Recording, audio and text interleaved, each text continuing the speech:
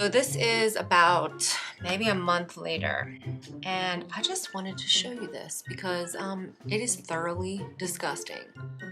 Okay, those are gnats, flies. This, yeah, look at this. It's really cool the way that this little blue light looks.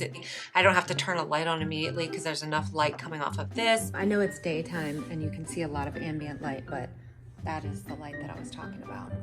So if it were pitch black, you can imagine it'd be considerably brighter than that. Better than that, if you live in Louisiana, which I do, or the South, and I mean, I know we're coming to the end of fly season, but it comes every year, so don't worry.